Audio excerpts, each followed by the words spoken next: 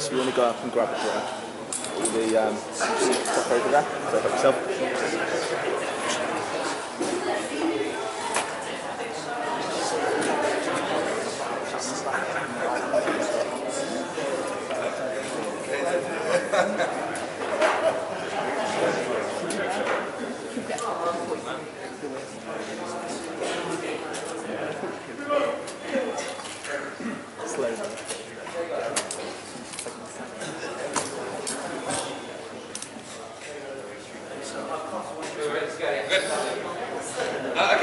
Morning everyone. Morning. Yeah, that was quite good for this time of morning. Hi, I'm Pete Cliff. I'm the creative manager for Alton Towers. My responsibility is for everything entertainment based. So the street team, the pirate show, hotel stuff, Scarefest, fireworks, Christmas, special events, all that kind of stuff. That's my remit, so I do all the creative, so script writing, directing, casting, all that kind of stuff. It's Gerry as well, as you all know. I'm going to go, hello Gerry. Hello Gerry. Gerry will be talking about his role in the sanctuary and other things as well. So I think we'll kind of do the Q&A together, so you can kind of ask as many questions or direct them to whoever you want throughout. I think I'll just start by kind of explaining a little bit about what I've done, my kind of background, and then talk about some of the scare mazes, and then it's probably best if you just ask questions, otherwise I'll ramble on about stuff you're not that bothered about, which I don't really want. So I've worked at the resort for about 7 years now, 7 or 8 years. Started off as an entertainer in 2006 for Chocolate Towers. Anyone remember that catastrophic event? Yeah. Chocksuvius. Yeah, remember the thing that took out children with miniature heroes? Yeah? Yeah, magical. Yeah, I started back then as a chocolatier, basically doing kind of like red coat style entertainment, magic and juggling and all that kind of stuff. While still at college, and then I went off to drama school, did a degree at a place called Lipper, which is in Liverpool, then came back, and obviously you might have seen me doing things like Sir England, amongst other characters on Park. But then the opportunity came up last year to be a kind of creative position, a position that we haven't had within the department for about 3 years. There's been no specific creative. We used to ship everything in, aside from occasional bits and bobs for Scarefest. So things like the pirate show was written and directed by an external person. The Ringo shows, the Alton shows, all at the hotel, that was shipped out to externals. So this is the first year we've had my position back, and that's kind of evolved. I hope you've seen some changes from an entertainment's perspective over the past 12 to 16 months whilst I've had that position. So you've heard what I do in terms of a remit.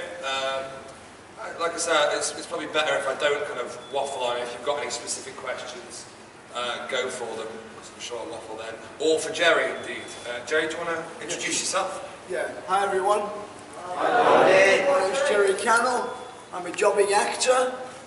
I'm not really Dr. Kelman. Although you think you are. Although I think I am. Well, my history goes back way before you were born. I started in the business in 1957, 56, 57, as a juvenile. We don't have them anymore. Chorus, went into a bit of stage work with a touring group called the Nutters, which was a comedy team. And then I skipped a few years. The last big thing I did was a show called The Rat Pack Live, in which I played comedian Jerry Lewis. And then in 2010, I did my last show at the Broadway Theatre, Peterborough. And turned to the producers and said I'd had enough of going up and down motorways. And then I did a corporate actually at the Telford Hotel Golf Club and Spa. That was the last one I did. That was November 2010. And then I got bored with doing nothing. And in February or March, April 2011, I came here. And the rest has built up to the part I play now. I must say right from the start that the guy that gave me the opportunity to create this wonderful, weird, disturbing character standing next to me, Peter gave me the opportunity to audition for the part, and I brought some bits in and he liked them, and we worked together and changed it, and the outcome is the guy that you're probably going to meet later on today, the disturbing Dr. Kelman. And that's me. Thank you very much.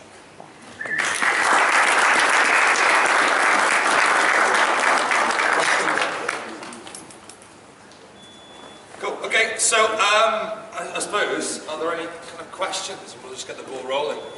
There's no point putting hands up, just shout out. Well, for both of you, for Gerry mainly, are you here every day during Scarefest being Dr. Kelvin, or do you get a bit of time off? No, it's a solid 17-day run, every day, 8+ hours a day. Having said that, we love every minute of it.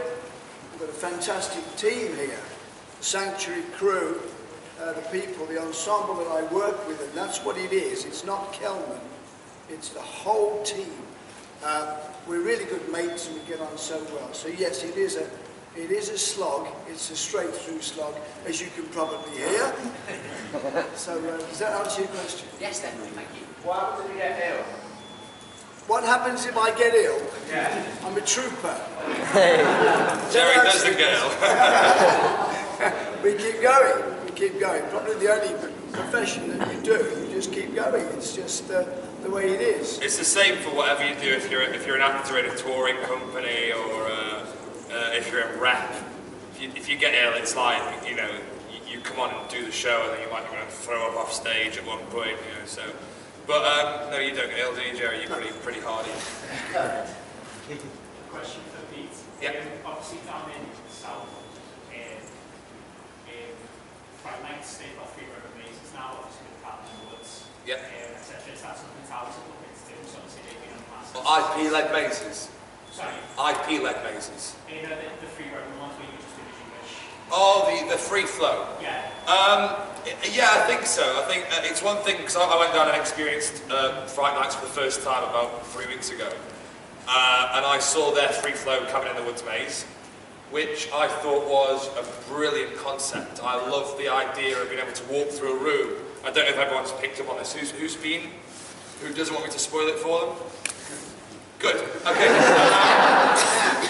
So the way that you walk into a room, and then you set off an infrared sensor, which then electro-locks the door behind you, so you can experience the full sequence, I think is a breath of fresh air for a scare attraction. I love the fact that you can break off and go. The issue is that they've not created a sustainable attraction, in a sense that it's brilliant the first time, and if you're like me, who's not really fazed by scare attractions anymore, I just went off on my own. I loved it, I really enjoyed it. However, going in the second time in the night, I was bumping into people, sequences weren't complete, actors were resetting all the time, it didn't seem operationally clear enough, and you started to get along the lines of the kind of conga line, Universal American Horror House feel, and it just missed that opportunity. So yes, I would love to do a free flow maze. And if anything, when I experienced Fright Nights, I thought, can I do that now? Can I retrofit the plans and do maybe Sanctuary free flow? But obviously it takes a lot more operational consideration to achieve that. So yeah, it is something we're looking into in the future. Obviously, Carnival's had quite a bit of a revamp this year with the whole finale. Yeah. What was the inspiration for creating such a different finale compared to previous years? Okay, so it's in terms of the mazes, I've kind of inherited the themes. The only one that I've created from scratch was the Sanctuary. So everything else, Terror of the Towers, Carnival, Zombies, have been inherited product. So I have to, I've got a real passion for creating a story-led experience. I don't like things that are kind of non-cohesive plots. So probably the best example of that on Park is Terror.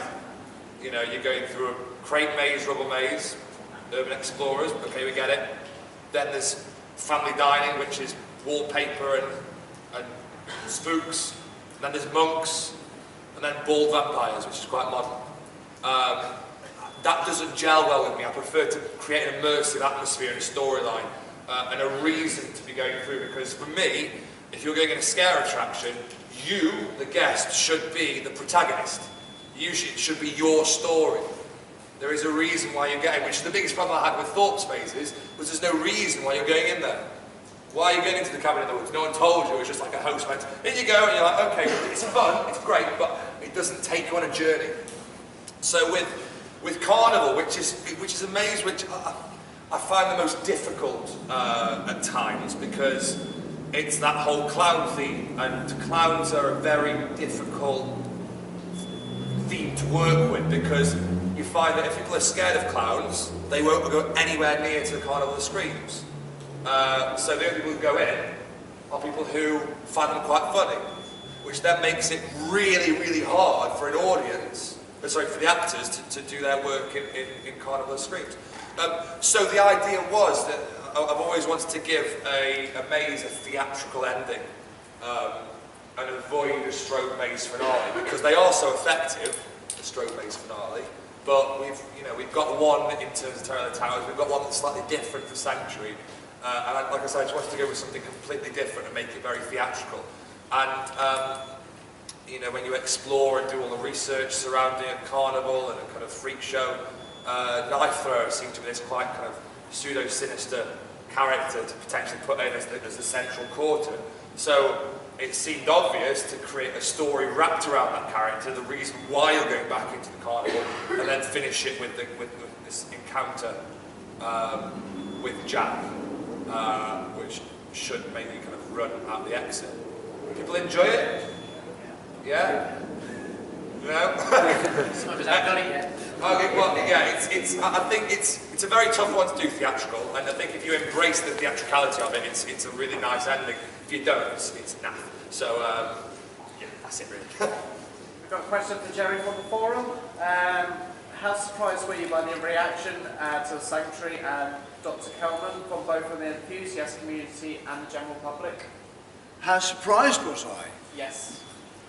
I suppose shocked, really. Quite amazed that such a character that was so odd and disturbing should be liked by the public. I can appreciate they come in and they, get scared and disturbed by the character. That I thought would be the end of it. It's phenomenal. I'm flattered, and I love all the lovely remarks that people send to me and talk to me all over the park. I'm gobsmacked that such a character would be taken to your hearts. He's not Mickey Mouse, is he?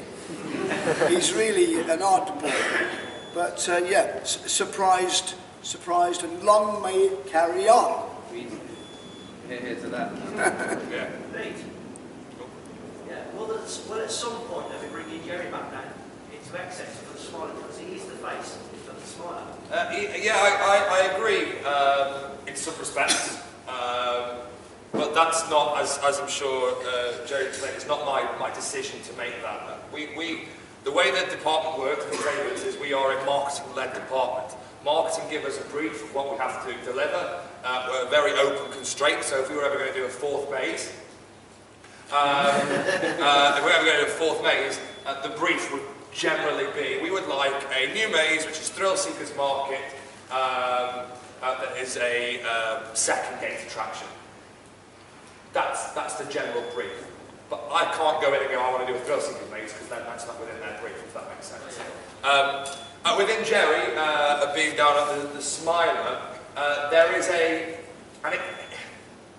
it's kind of, I have my own personal opinion on it, and also a kind of storyline opinion, but their perspective is that the Smiler is not the Sanctuary, and the two are separating now even more so, like with the script changes that we've made in the Sanctuary.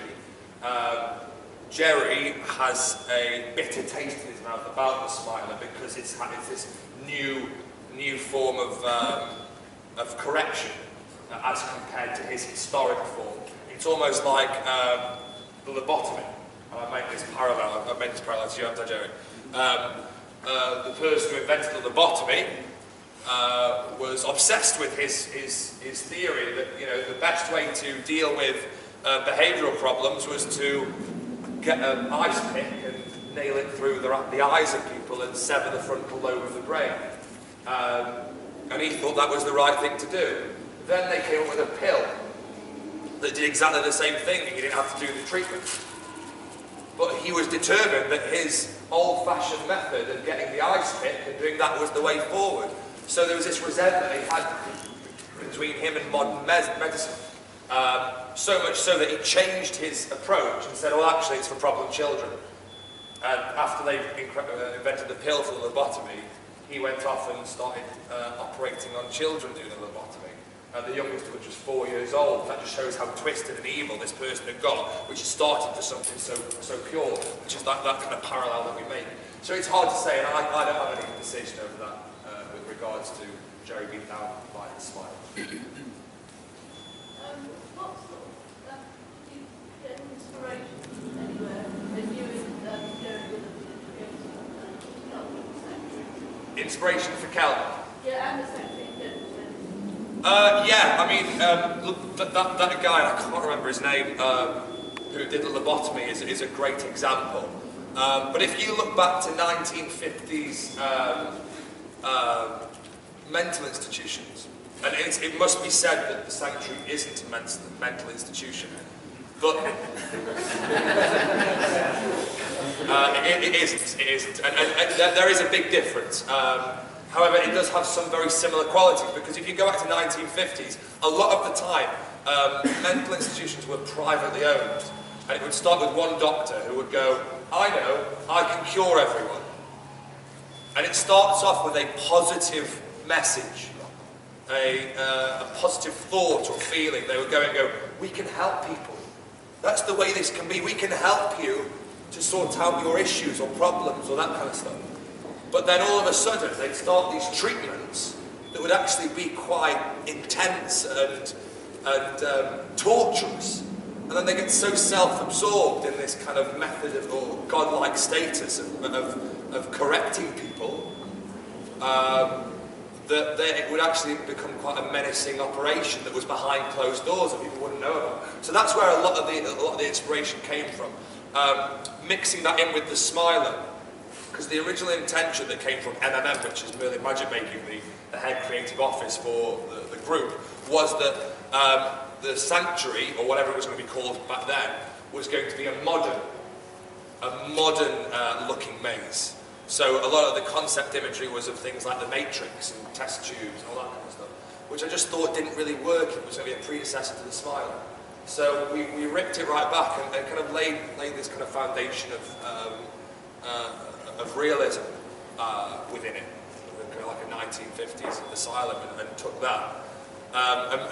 Myself and Gerry, after Gerry was successful, we sat down and we trailed through clips and images of people who were similar to this character, who were so twisted. I showed you that video about the guy who did the tour of the, you know, it was so cod, it was so false. He was literally scripting, going, so here we are in the recreational room, and look how happy everyone is. Look, here's Johnny. And Johnny walks over and goes,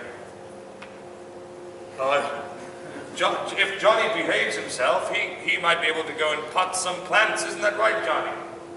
Well, that'd be swell, Doctor. Thank you, Johnny. We actually filmed that. Yeah, we did our own We version of it. actually did our own version of it, but it wasn't used. It wasn't right, it was a bit too comical. Sorry, do you want to answer a bit of that question as well, Gerry? Inspiration? Yeah, inspiration. From my point of view, it started off with a character that I created in my mind called Dr. Wildman. He had an accent like this. He was sort of Austrian German accent and was very sinister. I don't know if anyone remembers the actor Peter Lorre. Peter spoke like this. It was very quiet, sinister sort of voice. And from that, we built it up to Kelman. So basically, it was a combination. I realised what he wanted. He wanted an English version of that. And that's what it's based on. I've looked back and I found a character called Dr. Cameron, who had a large hospital in Canada and worked for, in latter years, the CIA, FBI to start with, and CIA. And he was actually doing what Kelman was doing in real life. And there are people, it's documented, there are people that are, you know, sort of, yeah, he did this to me and he did that to me, to try and cure them, to try and make them well and make them better. Of course, he was a complete nutcase. But the thing is that during the 50s, of course, we had the problem with communism and Reds under the bed and the McCarthy era, and everyone was looking over their shoulder, leading right up to Cuba in '62. Well, so they would try anything to control the minds of people, and with the object of getting the enemy and controlling them, you know. So it stems from that sort of background, as Peter said, you know, from his research and from my little sort of research for the character, and that's where it came from. I think a lot of it as well is actually just looking at social conformity and watching countless videos and researching about what people try and achieve and how they achieve it. It's all psychological stuff, but it led us down a very clear path, which eventually led to the creation of the sanctuary. Yeah. Do you think we're going to see any more scare zones appear around the park? Scare zones? Yeah, I love scare zones. I went up to the zombie scare zone on the ocean and there was a queue. I was like, no, it's a scare zone. There shouldn't be a queue, and that's the reason why they work so well, is because they are free flow attractions or free flow themed environments with performers. This kind of comes on to probably a question one of you might ask later on, but I think there is a future in having scare zones everywhere. But then that kind of goes off brand, so maybe we look in the future at having a kind of night and day offering. So by day until 4 o'clock it's family, after 4 o'clock till 10, 11, midnight. 24 hours. 24 hours. We have a kind of terror zone, and the whole park is full of performers and lighting. What's that? Yeah, or just a gel over a generator, that'll do me. Yeah, so yeah, I'd love to, but it's just going to be a marketing-led decision that puts that in, and also budget. Just to pick up on that, sorry, with the lighting of rides, yes. Where does that come from? Like, is that from you, or is that from elsewhere on the park? It comes from our department, however, it is a budget-restricted department. We have to operate very, very close to the bone when it comes down to budget. We really, really, really do. And we looked at the opportunity to gel some of the lights this year. However, it's a very big project to make sure they're all gelled. We can't just gel them. It's not a piece of coloured film. You have to replace the bulb, and the bulb is anywhere between £80 and £300 per bulb, depending on which light it is. I know if you've been to Thorpe Park, they do it great. It looks brilliant, but they use smaller halogens than we do, so it's a much more expensive bulb. So I think to do generally the park, it's about £8,000 to get everything gelled. What about for rides? Like there was a good year a few years ago where Nemesis was lit in red. A smoke machine was put down in the pit, and it was just the ride that was uplit. So that year, which was probably 2010, I believe, which is when they had the movers round Oblivion as well, because they weren't the lights that we require, the safety critical lights. Yes, They were theatrical lighting. That was even more money. I think for that season alone, we spent around about £25,000 just on the theatrical lighting. So it's a question of, do you want the sanctuary to operate, or do you want some lights? And but that's the kind of question that we have to ask ourselves. And it sounds like we're taking the mickey, but they're the decisions. Now the problem is as well that we could invest in the £8,000 worth of lighting across the park. However, that's not to say that all of the departments of park will be happy with the level of lighting, because things like on Rita and some places on Nemesis, park ops use the lighting and the cameras to make sure areas are safe. Now, if you put a blue filtered halogen on it, or a green filtered halogen, it reduces the lumineers of the light and therefore makes it darker. If that means that you can't see what's going on, then it's not safe. They go rip it out. So we can't spend £8,000 on something for the park ops and maintenance to go, nah, it's not light enough, get rid of it. And we go, oh, we've just spent £8,000. No, we've got nothing to do with it. So one thing I've tried to do this year, and you might have noticed it in Dark Forest, is just slowly drip feed it in and get some greens and blues in there. Also looking at different areas of the park as well to potentially put some coloured gels in. So it's a slow burn, but it's one that I'm really passionate about in trying to push forward. Terror of the Towers is, well, it's 10 years, the concept is now 10 years old. It's obviously been evolved through many iterations since it started. I can't give away too much spoilers, but are there plans for it to evolve further, or is it going to stay as that, or are we going to look and see something new with it being within its age? Again, if I had the budget this year, I would have done a complete revamp of Terror. It's kind of where my sights are targeted now. But I think I'll always keep the Terror of the Towers brand. I think it's a very, very synonymous brand that we've got with Alton. I think it's very strong. You've got the Gothic Towers. Why try and make it look like a modern nightclub? It won't, you know. So I will always keep Terror of the Towers, but I think it's about time for a relaunch of the theme, and a complete invested relaunch, not just the moving around of rooms. Because the problem is that we have a difficulty as compared to places like Tully's or Farmageddon or Scare Kingdom, is they can get away with spending very little in some respects on their attractions.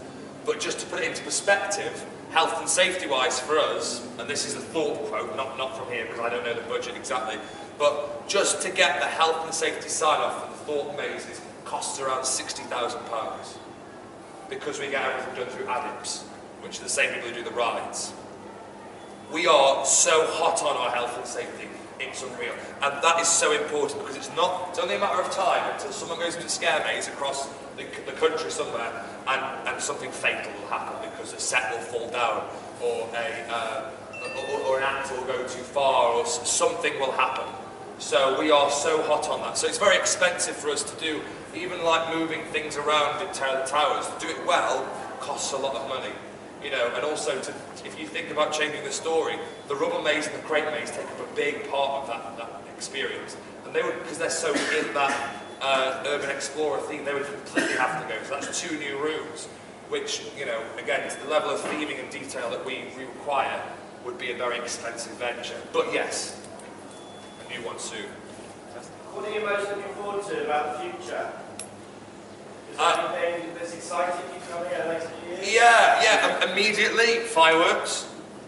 I'm really excited because I've written them this year and designed them, so I hope you enjoy them. Also, I think CBBS Land is going to be a real influx into the entertainment as well. It's lots of kind of like meet and greets and mini shows and that kind of stuff, but that area will come to life. And I think it's the perfect thing for our younger audience. I think it will really grasp that kind of preschool age and really help the park. And then the future is kind of mapped out now as to where we need to be. There's lots of projects going on in the back of my mind, and I know in the office, about certain events and certain investments that I can't talk about right now, but that have the potential to put. I don't know if you've seen this yet, but I've tried to get the ball rolling with entertainment again, with things like the Street Team, the MPV, Bravo, if you caught that show in the summer, which is one of the most proud, I think it's one of the proudest pieces of product in terms of kind of street theatre that I've created. Much more in that way, in that form, because, you know, to do things well costs a lot of money, and we just don't have the money, so it's just about kind of trying to convince the powers that be, and they do believe in it, but just to go, oh, I really liked Bravo last year, how much did that cost? Okay, how much for the whole season? Whoa, really? Yeah, okay, do you want to give it to me? I know, it's a slow burn, but like I say, because there's been no one in my position for the past 3 years, 4 years, there's been no one fighting at the heels of management to go, let's get some more money for entertainment, because I think it's a massive part of what we do. But again, it has to be invested in. The Pirate Show is a perfect example of something that was an afterthought or a scaled back product. And I love the Pirate Show. I was in the Pirate Show for several years, but it's such a small, contained performance. It's neither here nor there. If you go and see it, I think it's a quality performance. I think the guys do a great job in the show. It's funny, I think they're talented, I think it's great. However, for a show to work, it needs to stand up against Rise Like 13 and the Flume and that family market, where people come in and they go, we could do 13, we could do that, but there's a show about to start and I really want to see it. That doesn't happen with the Pirate Show now. The Pirate Show is a kind of, oh, we're having lunch, oh, there's a show on, should we watch it?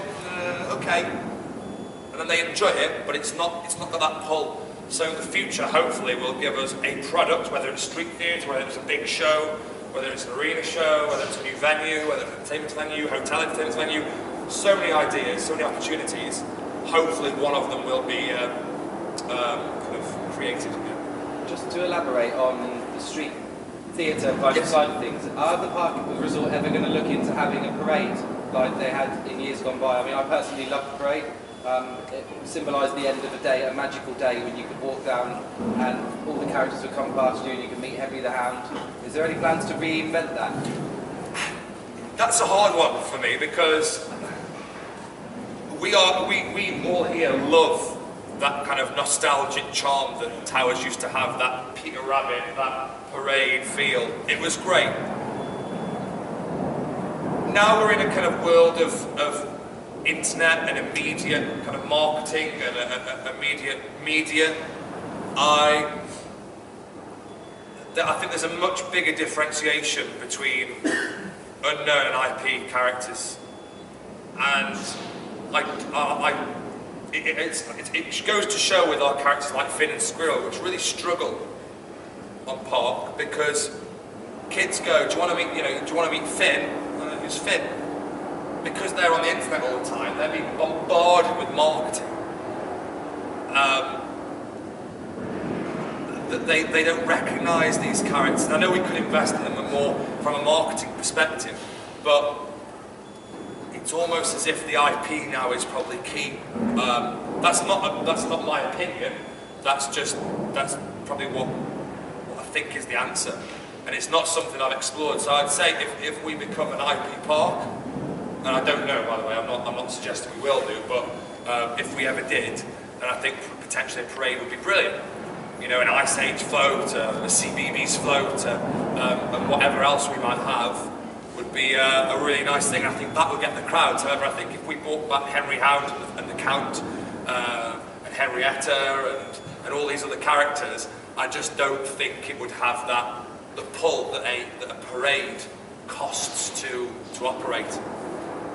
Just a question coming back to some of the scare mazes. Without giving away all your secrets, how much is, as far as like batching and getting people through, keeping groups separate, and I know obviously there's all the different trip effects and stuff like that. But how much of that is human and how much of that is control, like cameras or teams working backstage? How big's the backstage? What, you know, is it computers? Is it just simply just actors delaying things on radios? What sort of goes on? It is pretty much 100% human. Yeah. As soon as people go into a maze, their speed is determined by the group, and it's the hardest thing to get right in a scare maze, because you'll get one group that goes in and they are bricking it, and they'll be like all the way through. Then you'll get another group, which is a bunch of chavs, and they go, oh no, whatever. I do the first one with the confidence of the second one. It's very cabin as well.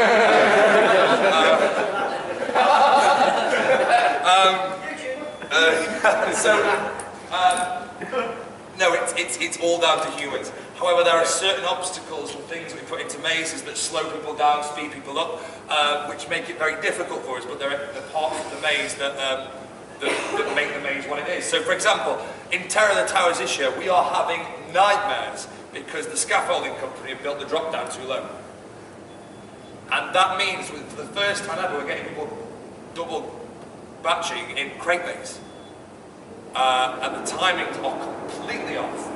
So, for example, because it's so low, if there's a group that all go through that have got an average height of 5'6", they go through pretty quickly, so they're gone.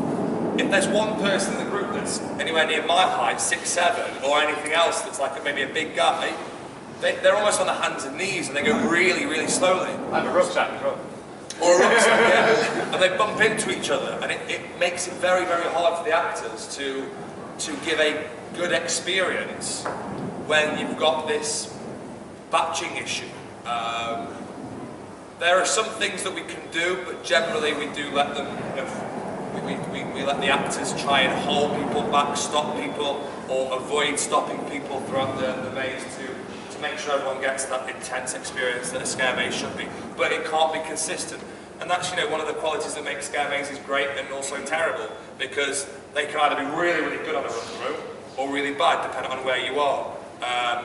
And that's just how a scare maze is, whereas if you go through Jewel, it's the same every time, pretty much. We could just do one more question, that would be fantastic, because we're going to have to move on in a sec, I think, and get onto the park. How many actors does it take to run the 3 scare mazes?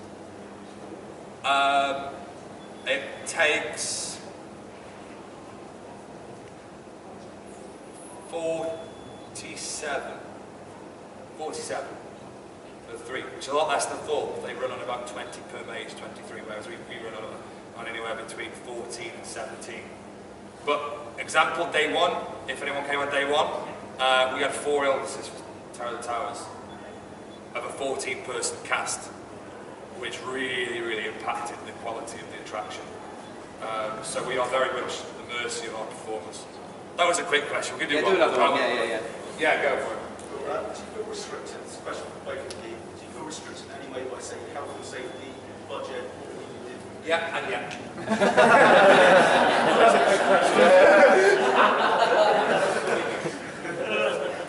What would I do differently? Lots of things. There are so many examples in our mazes of restrictions for health and safety. Who's not been through Carnival yet? Close your ears. For example, the drop-down billboard. The health and safety we had to go through for that is unreal. Put a barrier around it, weighted with 3 tons. Put it on pistons, put guide ropes in. You go to Tully's, it's a piece of rope. They've got the same kind of thing there. It just unreels a piece of rope that pulls it back in. And it comes so close to people's heads. We are so restricted by health and safety. It is unreal. Things have to have loading weights, things have to do this, do that. Everything has to be tied down in our mazes. Any kind of instruments, that kind of stuff. And then budget is a big one. We have got probably one of the smallest budgets on par. Well, next year, because we've got a big product, we've got a lot of performers coming to CBeebies land. Our budget is so small, so small. As I've already said, if you want world-class performers, you have to pay the right money. really, really do. And perfect example here, we're very, very lucky to have Gerry because he's so passionate about what he does. And I work very closely with the performers to try and ensure they're happy and they're fulfilled and they're doing what they want to do, as opposed to being constrained by the budgets, which they often do. I don't know if you want to kind of... No, I mean, I would really love to see a massive budget for Ents. We don't have it, so we do what we do. It's very kind of big to say that about me, but it also goes for all the other people that work in all the mazes. They are truly amazing people, and they work so hard. It would be very nice to have the big budget. We don't have it, so we do the very best we can, and it seems to be working. We get lots of people keep saying how much they enjoy the mazes. So I know that you'll get there. Keep plugging away. I really do believe in this man. Fantastic guy. Thanks, Gerry. I must say, on behalf of all of Towers Times and our community, that it's really obvious the improvement in the creative side of the park, and we owe a massive thanks to you for that, and your wonderful team of people that you have working around you. I do have to say, it's in no way just me. I am literally just a coordinator of everything else. We know how hard you work. We see you in the band and all sorts of things. So, like, we will just take our hat off to you and all of your team. So, on behalf of Towers Times, thank you very much for everything you do for us.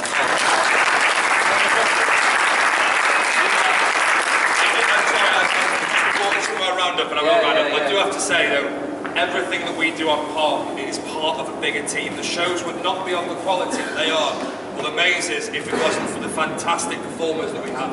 The scenic team, the construction team, the technical team, the operations team, the projects team. They are all fantastically talented. If any of them weren't as good as they were, these mazes wouldn't be the quality, or the fireworks wouldn't be the quality. So you know, if you ever see them kind of knocking around or comment on them, they are exceptionally talented within the constraints that they work in. So thank you. Thank you for being as passionate as you are about Alton Towers and entertainment. Gerry, thank you for coming as well. Please enjoy Scarefest. Yeah, thank you.